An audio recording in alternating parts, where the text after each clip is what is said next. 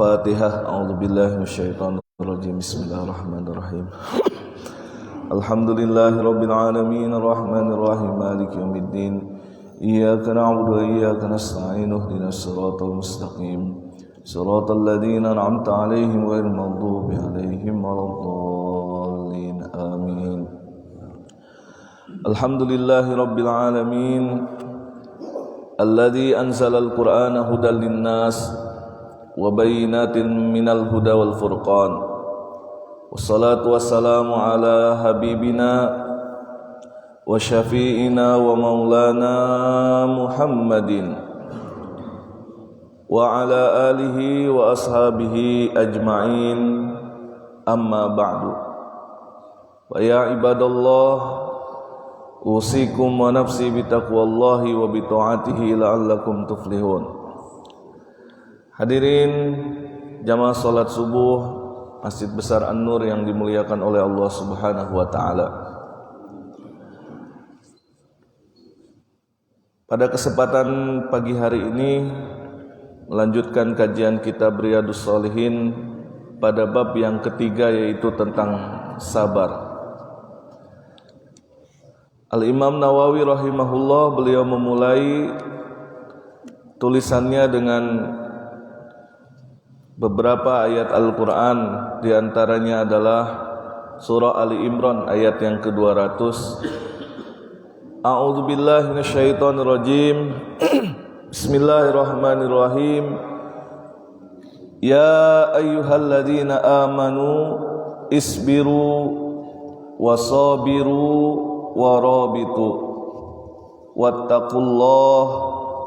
wattaqullaha la'allakum tuflihun.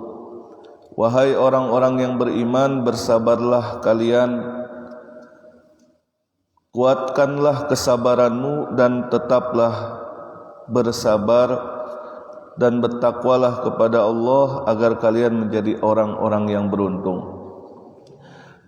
Bapak jamaah yang dimuliakan Allah Subhanahu wa taala, as-sabr, sabar itu secara bahasa, dalam bahasa Arab berasal dari al-habsu. Al-habsu itu artinya adalah menahan, memenjarakan atau mengasingkan. Habasa yahbusu. Lihat bagaimana orang yang berada di dalam tahanan atau di dalam penjara, mereka harus bersabar, menunggu, menanti sehingga mereka bisa keluar terbebas di dalam penjara tersebut. Tetapi dalam bahasa atau fisyari, sabar itu artinya adalah habsun nafs ala umurin salas. Habsun nafs ala umurin salasin, menahan diri atas 3 perkara. Yang pertama, para ulama menyebutkan yang namanya sabar itu ala ta'atillah, sabar untuk tetap berada di dalam ketaatan kepada Allah Subhanahu wa ta'ala. Wasani, yang kedua, sabar itu an maharimillah, untuk tidak terjatuh kepada apa-apa yang diharamkan oleh Allah Subhanahu wa ta'ala. Dan wasalis, yang ketiga, sabar itu ala aqdarillahil muallamah, sabar terhadap apa-apa yang menjadi ketentuan Allah Subhanahu wa ta'ala yang tidak disukainya.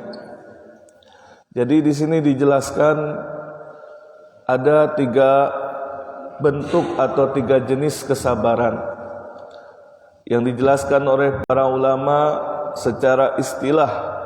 Sabar itu sobaro yasbiru, artinya bersabar, menahan diri, tabah, bertahan. Dalam hal apa? Yang pertama, sabar untuk tetap taat.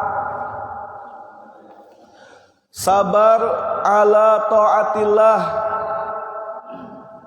untuk melaksanakan perintah Allah Subhanahu wa ta'ala. untuk tetap taat berada di jalan Allah Subhanahu wa ta'ala. Dan namanya taat ini dijelaskan sejatinya sakilatun ala nafs wa tas'abu alal insan. Taat itu ternyata berat bagi jiwa dan sulit bagi manusia. Sakilatun ala nafs wa tas'abu alal insan. Yang namanya ketaatan itu ternyata berat dan sulit bagi manusia. Kenapa? Karena dia dihadapkan dengan yang namanya tantangan. Untuk kita tetap taat bukan berarti tidak ada tantangannya. Kita dihadapkan sebagai manusia agar tetap taat itu dengan 3M. Biasanya Pak, tantangannya apa Pak? 3M. Malas, menunda, atau meninggalkannya. Ini tantangan untuk taat adalah 1, malas untuk mengerjakannya.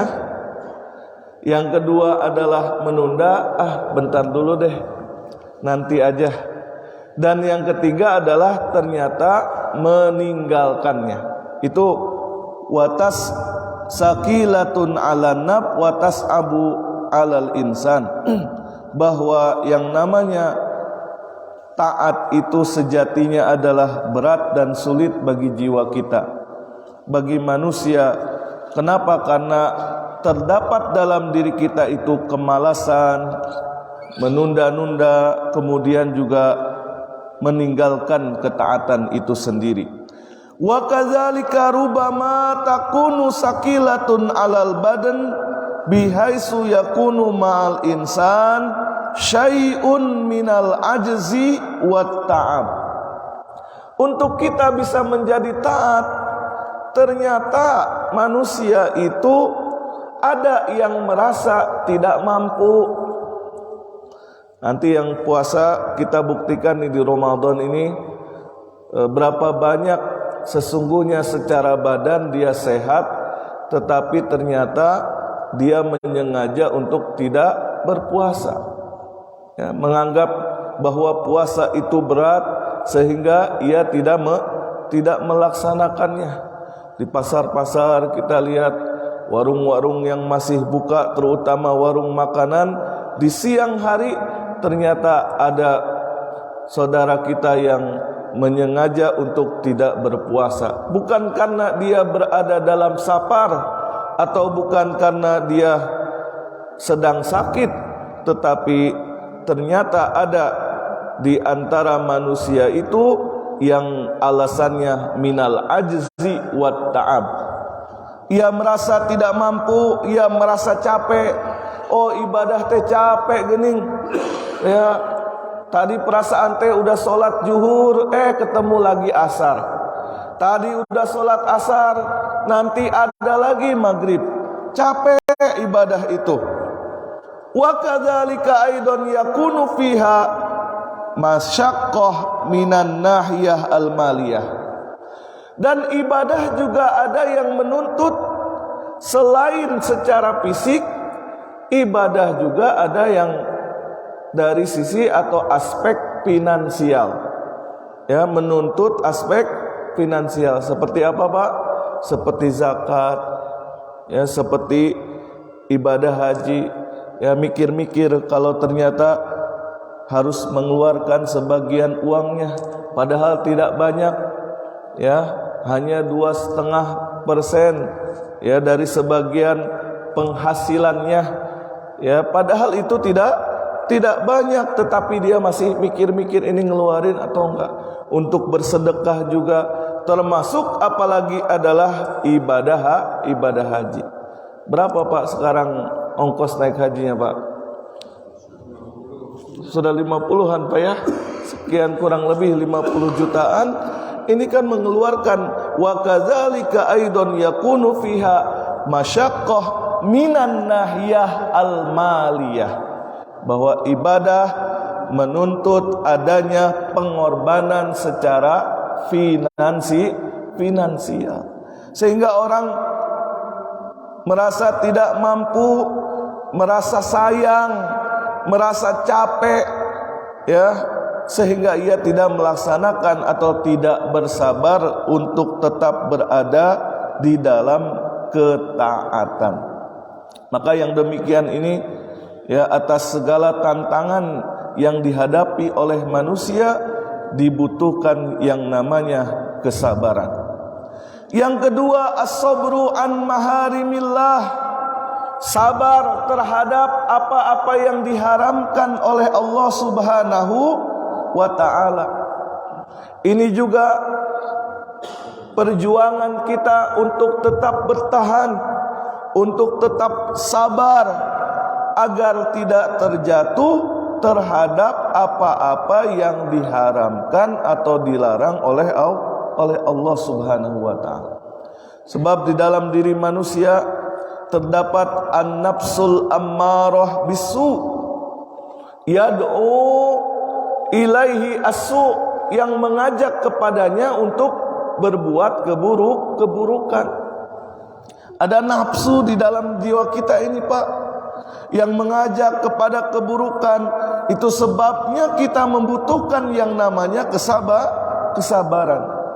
Kesabaran untuk tidak berdusta, kesabaran untuk tidak menipu di dalam urusan muamalah. Ini terakhir ada namanya siapa itu? Nama samarannya ajudan pribadi atau apa tuh, ya? Dia menipu hampir 1, sekian M itu. Ya, ini betapa banyak sekarang yang muncul. Awalnya dengan istilah flexing, ya. Apa itu flexing teh? Memamerkan hartanya gitu. Ternyata hasil daripada kekayaan yang didapatkannya itu dari menipu orang lain. Investasi bodong atau apalah namanya, menipu dalam urusan muamalah. Wa aqlu malal batil, memakan harta orang lain dengan batil atau riba. Kemudian juga bersabar untuk tidak berzina, bersabar untuk tidak meminum khamar, mencuri, dan berbagai macam bentuk kemaksiatan yang lainnya yang diharamkan oleh Allah Subhanahu wa ta'ala.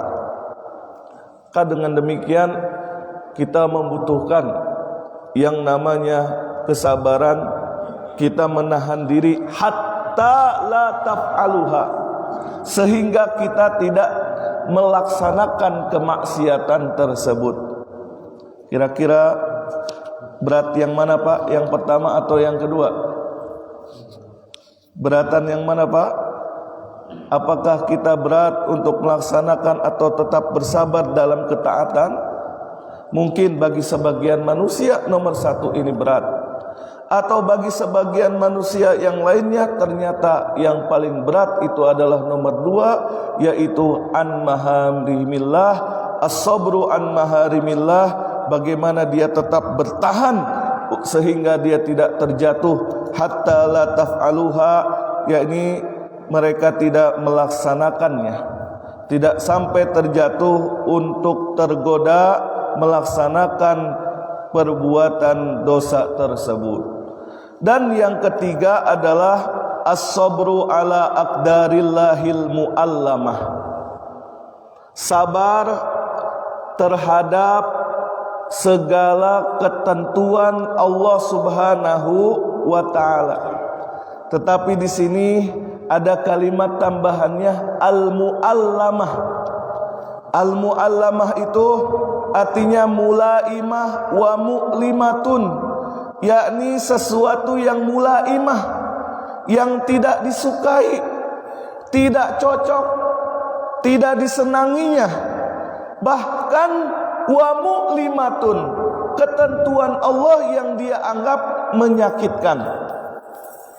Boleh jadi ini dalam bentuk ujian atau cobaan kepada seorang manusia secara fisik.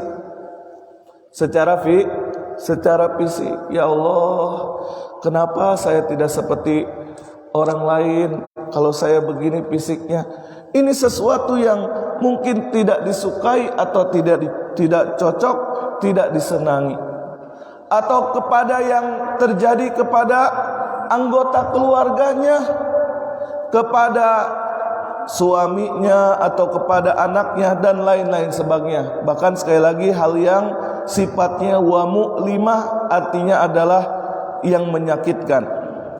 Ujian atau cobaan dalam bentuk kekurangan harta benda. Ini ada cerita anekdot tentang seekor keong. Kalau keong itu apa? Siput Pak ya. Siput yang dia itu mengeluh kepada Allah, ya Allah, kenapa saya diciptakan sebagai keong? Dimana kemana-mana teh saya bawa rumah, saya berat ya Allah sehingga jalan teh pelan-pelan. Itu nggak kayak teman-teman saya. Teman saya mah seperti bangkong atau bancet tuh, dia suka loncat ke sini, bisa kemana-mana. Enak kayaknya seperti si bancet itu. Kemudian keluhan daripada si siput ini atau keong ini dijawab sama Allah. Ternyata tiba-tiba didatangkan dari atas ada seekor elang besar, dengan mata elangnya dia dari udara melihat, lalu kemudian dia turun ke bumi. Seketika itu langsung makan si bancet itu, si kodok, dan makannya itu sebelah si siput.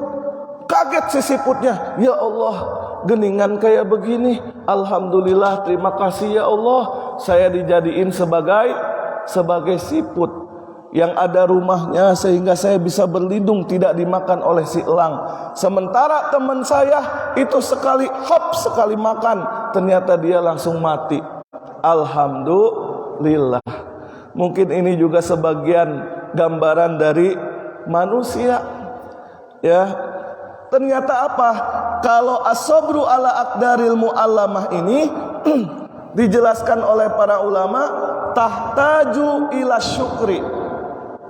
Supaya kita bisa menerima atas apa-apa yang ditentukan oleh Allah, maka kuncinya adalah dengan bersyukur.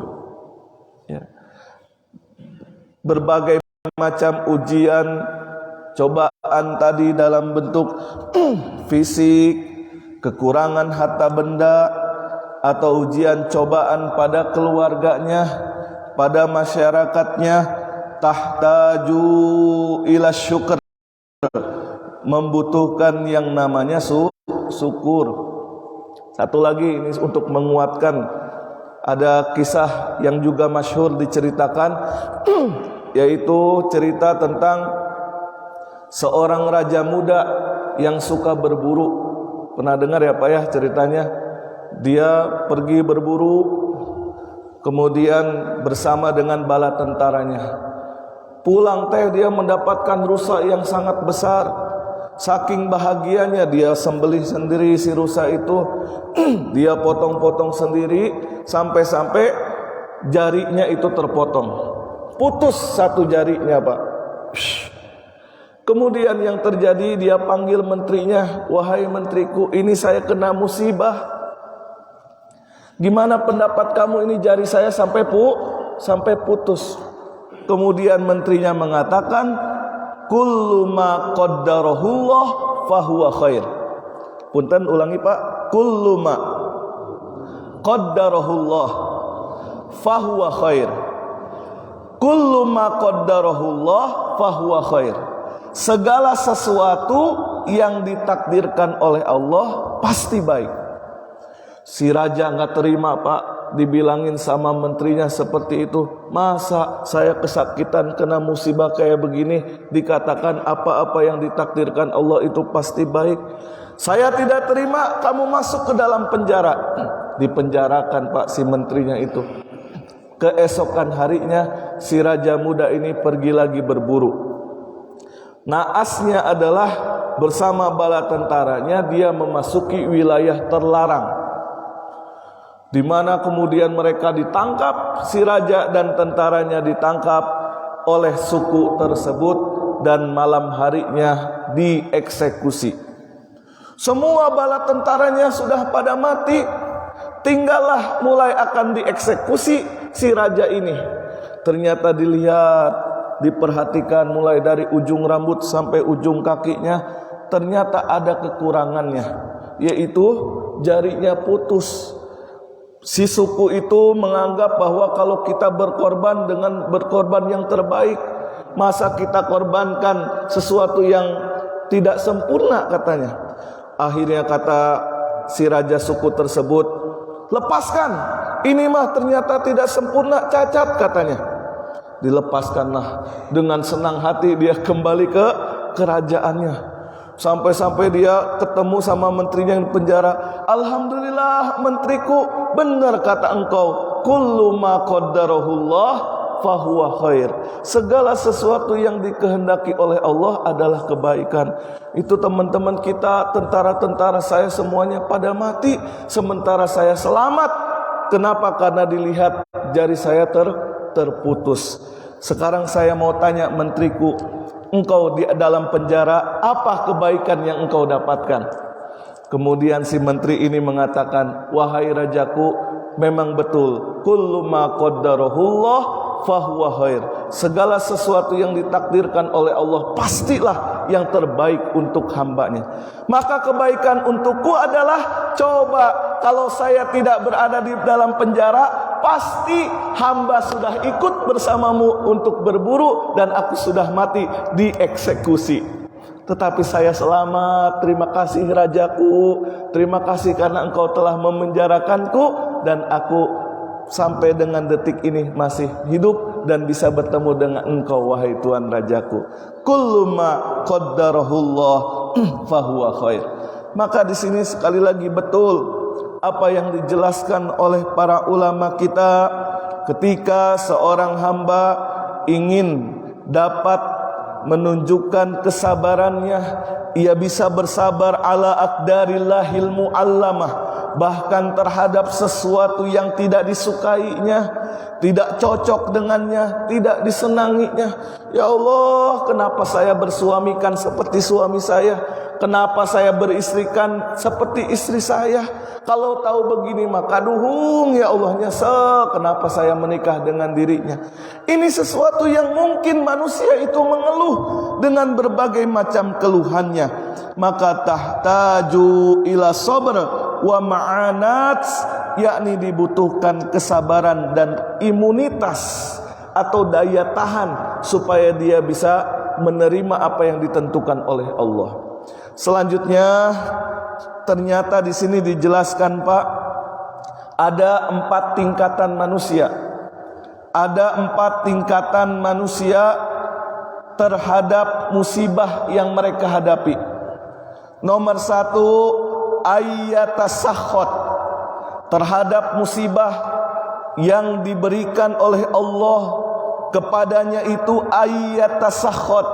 Artinya adalah dia bersikap marah, bersikap jengkel.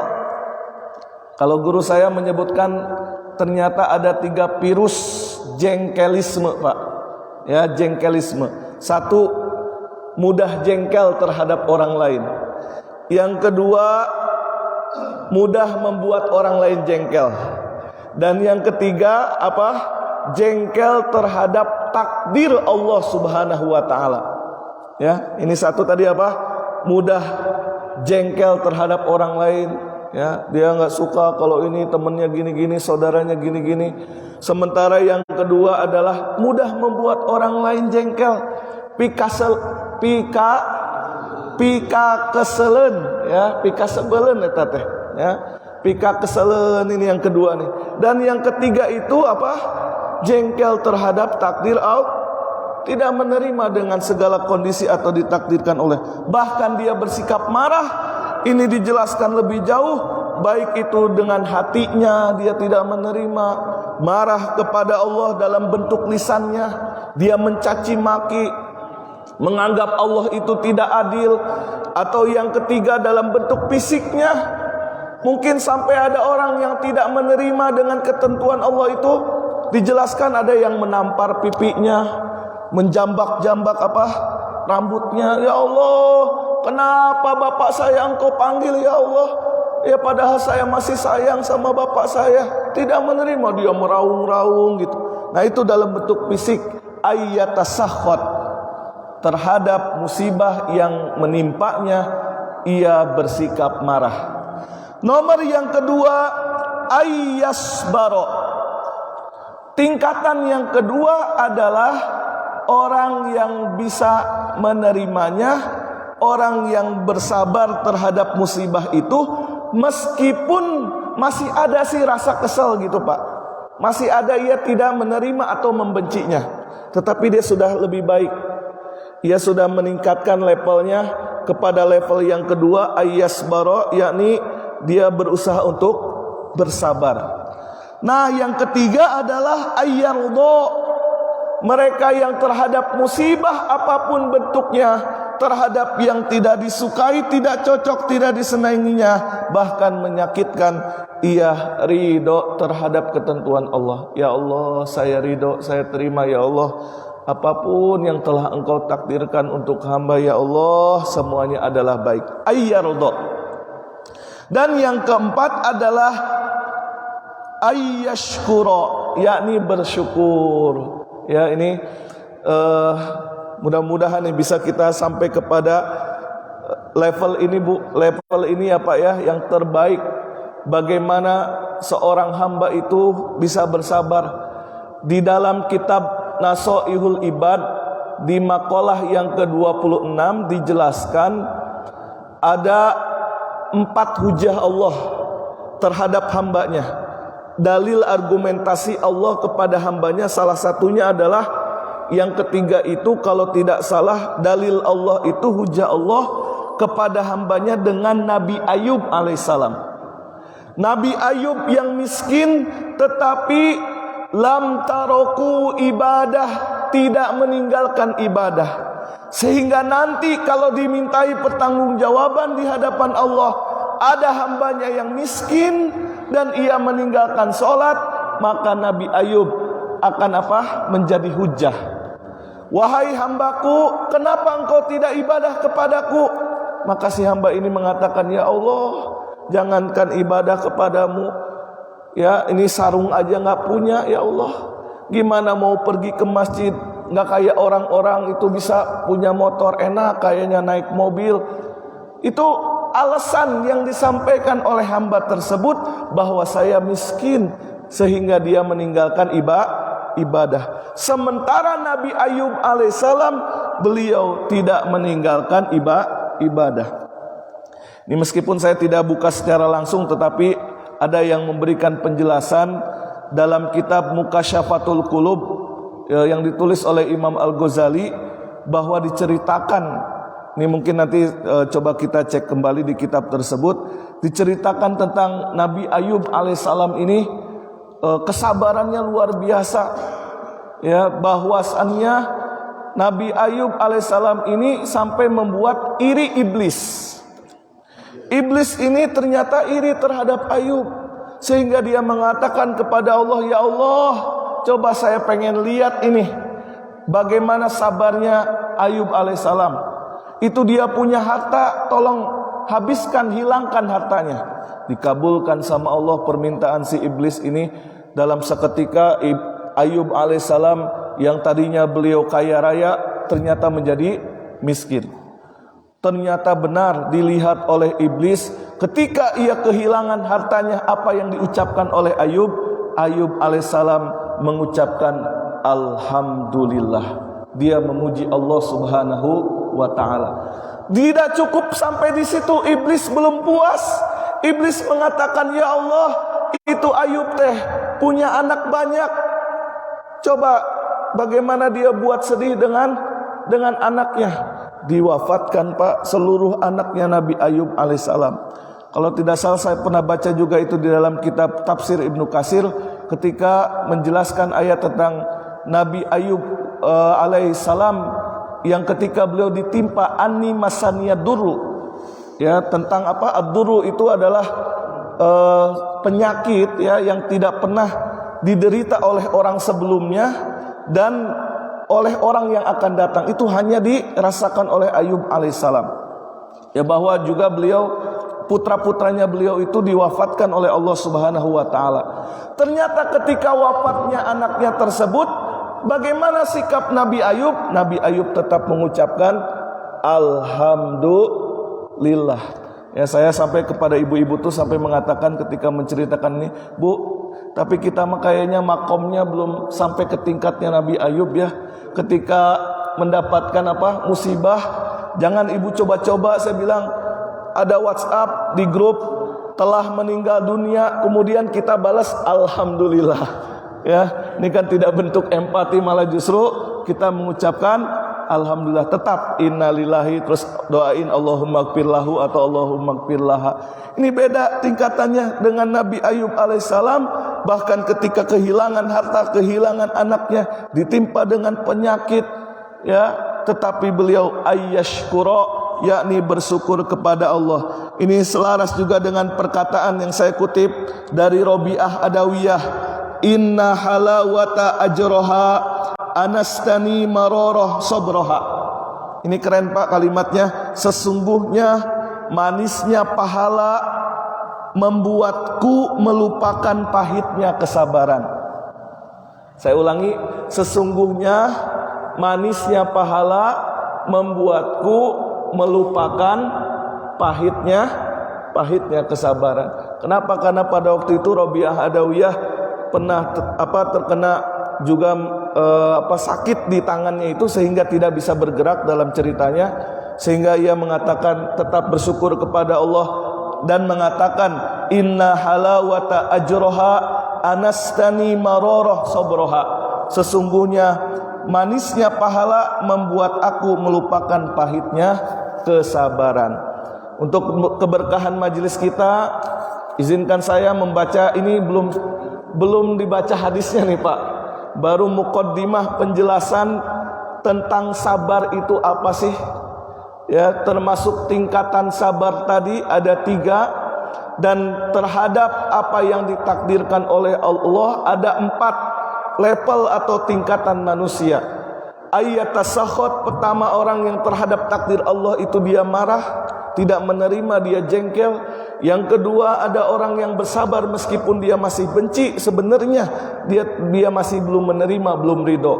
Dan yang ketiga ayyadho, mereka yang ridho. Dan yang keempat ayyashkuro, mereka yang bersyukur. Apapun yang ditentukan oleh Allah pasti adalah kebaikan untuknya.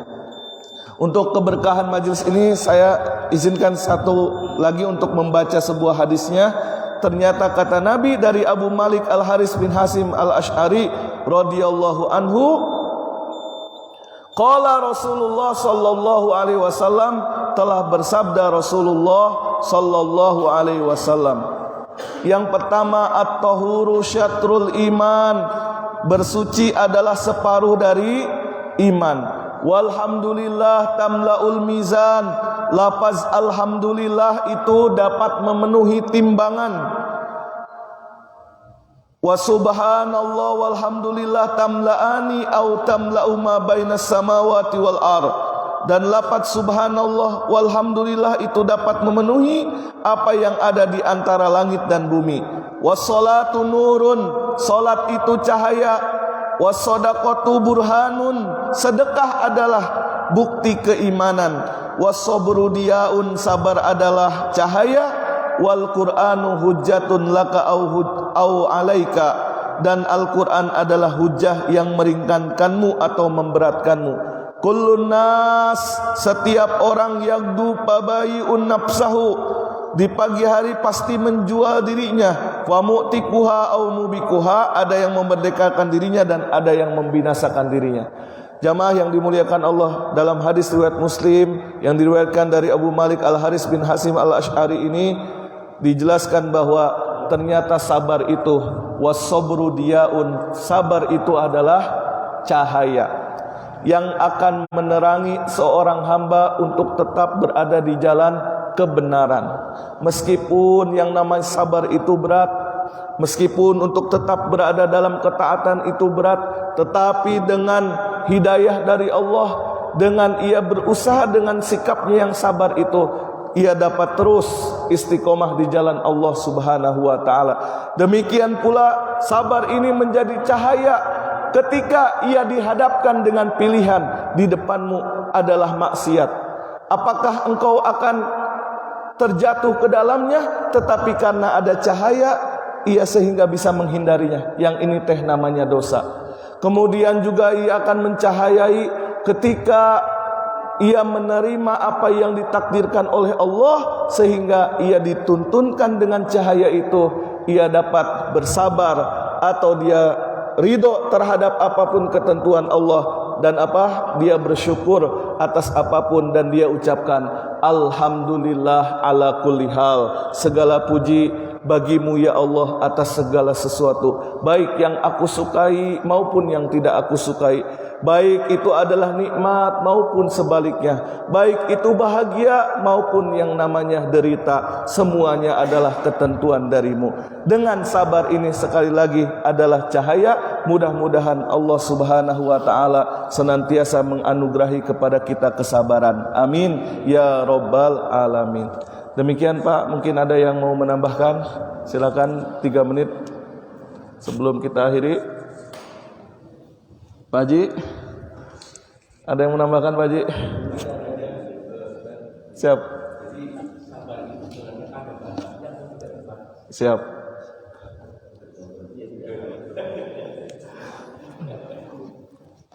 Baik, bismillahirrahmanirrahim.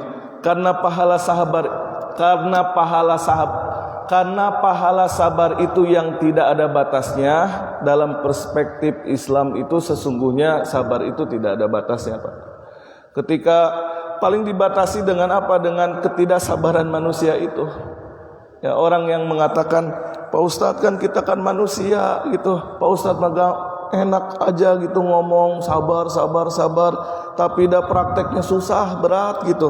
Itu berarti dia dihadapkan dengan tadi berbagai macam jiwanya, ada nafsul ammarah bisu yang mengajak nafsu itu kepada dirinya untuk tidak sabar.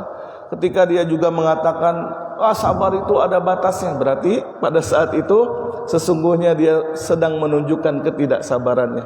Tapi sekali lagi hakikatnya adalah sejatinya yang namanya kesabaran manusia itu tadi bahkan sampai kita meninggal dunia, sampai kita berada di dalam kubur, kita terus menunjukkan kesabar itu. Kita terus menunjukkan perjuangan kita untuk tetap berada di dalam kesabaran tersebut. Wallahu a'lam bishawab. Demikian Pak Haji. Cukup ya Pak?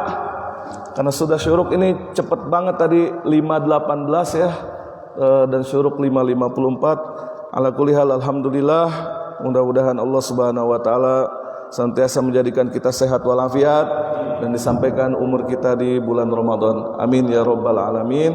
Hadanallahu wa iyyakum ajmain. Kita tutup dengan sama-sama mengucapkan lafaz hamdalah. Alhamdulillahirabbil alamin. Istighfar astaghfirullahalazim, astaghfirullahalazim, astaghfirullahalazim.